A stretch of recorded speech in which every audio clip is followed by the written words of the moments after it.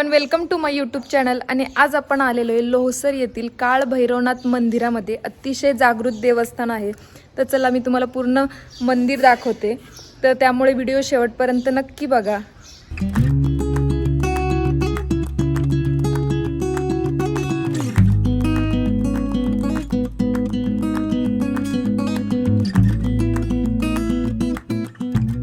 अहिल्यानगर पासून 36 किलोमीटर अंतरावरती असलेल्या पाथर्डी तालुक्यात गर्भगिरी डोंगरांच्या पायथ्याशी वसलेले हे लोहसर येथील कालभैरवनाथ मंदिर आहे, जे अतिशय प्राचीन व जागृत देवस्थान आहे।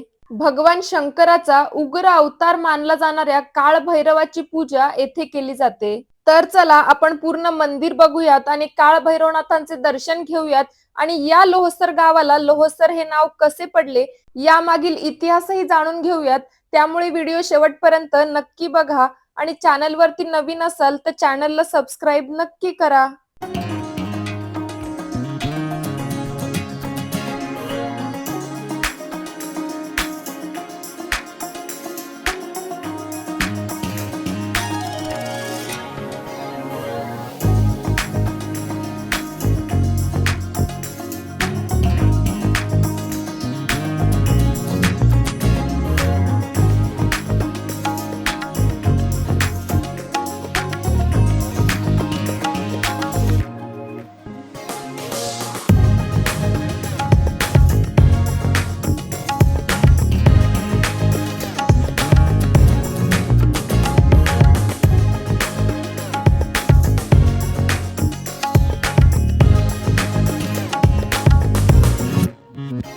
देव दानवांच्या युद्धात लोहसर खांडगाव पासून उत्तरेला 3 किलोमीटर अंतरावर राहूचे शिर पडले।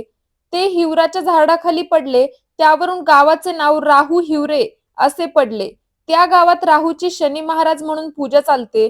राहूच्या हातातील कडे ज्या ठिकाणी पडले त्याला कडगाव म्हणतात।